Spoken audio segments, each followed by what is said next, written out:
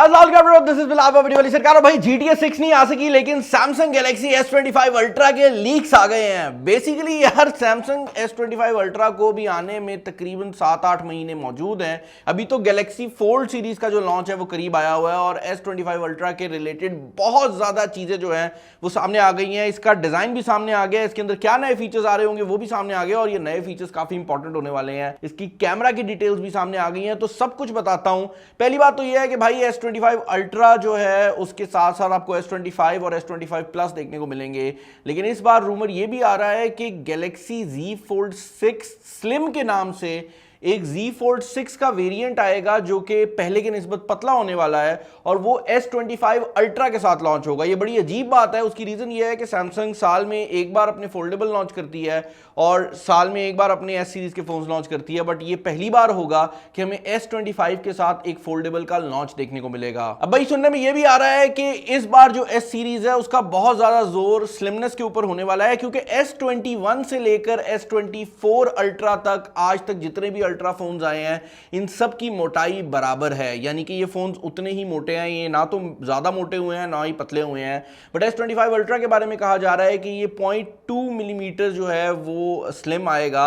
अब ये सुनने में बहुत कम लगता है, लेकिन जब आप हैंड फील की बात करते हैं तो उसके अंदर ये बहुत ज्यादा डिफरेंस डालता है। और हैंड फील की बात हो ही रही है तो एक और मेजर प्रॉब्लम जो कि S24 Ultra सीरीज के साथ लोगों ने रिपोर्ट की और मैं कंफर्म भी कर सकता हूं कि वो ठीक है, वो ये है कि इसके जो किनारे हैं जब आप इस फोन को यूज करते हैं तो ये आपके हाथ में जाके लगते हैं, क्योंकि ये किनारे काफी ज्यादा ही जो है ना वो पॉइंटी टाइप के बनाए गए हैं। अब ज्यादातर लोग जो कि S24 Ultra को यूज करते हैं वो क्योंकि केसेस के साथ यूज करते हैं तो केसेस यूजुअली कर्व आ जाते हैं। बट अगर आप मेरी तरह का बंदा है जो कि फोन को इस तरह नॉर्मल कंडीशन में रखता है तो भाई आपके साथ ऐसा प्रॉब्लम जरूर आएगा। मैंने इसके ऊपर कभी भी केस इसलिए नहीं चढ़ाया क्योंकि ये फोन वो है जिसपे हमने ड्यूरेबिलिटी टेस्ट किया था, तो इसको केस से प्रोटेक्ट करने का कोई खास फायदा है नहीं, जमीन पे फेंक फेंक के भी देख लिया है। अच्छा भाई S25 Ultra के जो कॉर्नर्स हैं वो काफी हद तक Note 7 जैसे हो जाने हैं, यानी कि आपको साइड पर गोलाई देखने को मिलेगी। एक चीज जो कि बड़ी हैरानकुन है वो ये है कि Samsung is still going with the flat panel. Samsung ने फाइनली डिसाइड किया है कि उनकी जो स्क्रीन है उसमें कर्व की जरूरत नहीं है और S25 Ultra के अंदर भी हमें काफी हद तक फ्लैट पैनल देखने को मिलेगा, लेकिन ये फ्लैट पैनल कॉर्नर से हल्का सा जो कर्व है वो लेकर आएगा, जिस तरह S24 Ultra के अंदर भी हमें देखने को मिलता है। एक और मेजर किस्म का चेंज जो कि S22 Ultra के बाद पहली बार होने वाला है वो है कैमरा डिजाइन का चेंज। S22 Ultra, 23 Ultra और 24 Ultra बैक से देखने में एग्जैक्टली सेम लगते हैं, लेकिन फाइनली इनके अंदर भी अब स्क्वेरिश कैमरा डिजाइन जो है वो थोड़ा सा आने वाला है। ऑल्दो कैमरा का लेआउट एग्जैक्टली ऐसा ही होने वाला है और इनकी जो प्रोट्रूडनेस है वो भी वैसे ही रहेगी, यानी कि ये बॉडी से उसी तरह बाहर निकलेंगे। बट जो कैमरा के लेंसेज अभी गोल दिखाए हुए हैं ये अब जो इसकी हाउसिंग है वो जरा स्क्वेरिश हो जाएगी। तो बेसिकली अगर कोई बंदा S25 Ultra यूज करेगा तो दूर से पता लग जाएगा कि उसके पास नया मॉडल वाला S25 Ultra है। और ये वो चीज है जो कि मैं कहूंगा कि आईफोन थोड़ा बेहतर करता है। आईफोन रीपैकेजिंग में ना मास्टर है, मतलब उनको पता है कि एक छोटा सा चेंज करना है लेकिन आवाम को ऐसा चेंज करके दिखाना है कि आवाम ढूंढे उस चेंज को। यही वजह है कि हम देखते हैं कि जिस साल वो डिजाइन को चेंज नहीं करते ना उस साल वो एक नया कलर लॉन्च कर देते हैं। तो आई थिंक सैमसंग ने भी जो चेंज किया ये बहुत बड़ा मेजर चेंज होने वाला है, क्योंकि अब कोई भी बंदा दूर से भी देखेगा ना तो S25 Ultra जो है उसको समझ आ जाएगी कि भाई क्या फोन आ रहा है। इसके अलावा भाई कैमरा के अंदर भी एक मेजर अपग्रेड आने वाली है, जहां पर उम्मीद की जा रही है कि 200 मेगापिक्सल का टेलीफोटो कैमरा जो है वो S25 Ultra के अंदर आएगा। अब ये वही कैमरा है जो कि चाइनीज मार्केट के अंदर Vivo X100 Ultra के अंदर ऑलरेडी आ चुका है। ये सैमसंग का अपना सेंसर है। इस सेंसर का नाम सैमसंग ISOCELL HP9 है। ये 200 मेगापिक्सल का सेंसर है और खास तौर पर जूम और टेलीफोटो लेंसेज के लिए बनाया गया है।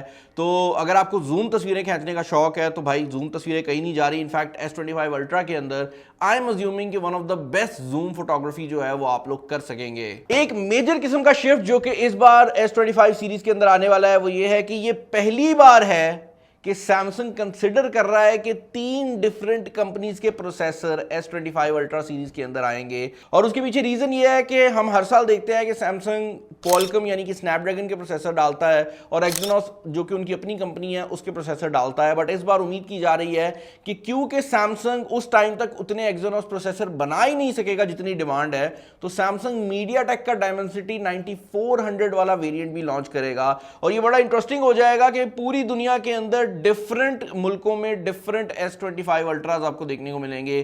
कोई स्नैपड्रैगन वाला वेरिएंट यूज कर रहा होगा, कोई डायमेंसिटी वाला यूज कर रहा होगा और किसी के पास सैमसंग की अपनी चिप आएगी। और ये भी देखने में आएगा कि इनमें से किसकी ज्यादा परफॉर्मेंस बेहतर रहती है, क्योंकि अब जो मोबाइल फोन्स आ रहे हैं इनके अंदर दो तरह की परफॉर्मेंसेज हैं। एक आपकी एक्चुअल परफॉर्मेंस है कि भाई मोबाइल फोन प्रोसेसिंग कितनी तेज कर रहा है, बट उससे भी ज्यादा इंपॉर्टेंट है AI परफॉर्मेंस। और उसमें उम्मीद की जा रही है कि इस बार जो सैमसंग का अपना चिप है Exynos 2500 वो सबसे आगे होने वाला है। उसकी रीजन ये है कि सैमसंग ये चिप गूगल के साथ डेवलप कर रहा है और सैमसंग इस चिप के अंदर एक खास एरिया रख रहा है जिसको सैमसंग AI एक्सेलरेटर कहेगा, और इस AI एक्सेलरेटर को गूगल डिजाइन कर रही है। ये बड़ी इंटरेस्टिंग चीज है कि गूगल और सैमसंग ने फाइनली डिसाइड किया है कि वो इतना करीबी होकर काम करेंगे। हमने ये भी देखा कि जो टेंसर चिप गूगल के पिक्सल फोन्स के अंदर आई थी वो भी सैमसंग का ही डिजाइन था।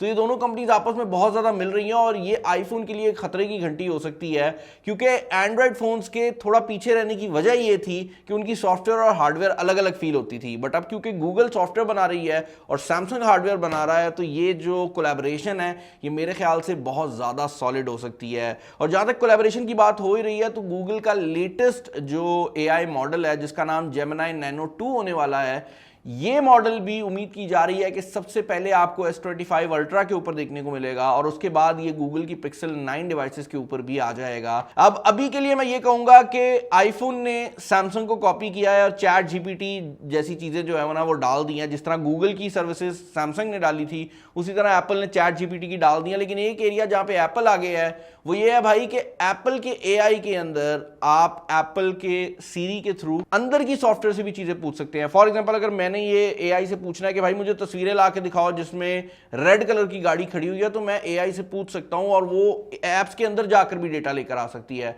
On the other hand Samsung के AI के अंदर जो फीचर्स हैं वो एप्स के अंदर नहीं जा सकते, बट उम्मीद की जा रही है कि S25 अल्ट्रा के अंदर ये फैसिलिटी भी ओपन कर दी जाएगी, जिसका मतलब ये है कि आपकी ऑन डिवाइस AI जो है वो भी बहुत ज्यादा स्ट्रांग होने वाली है।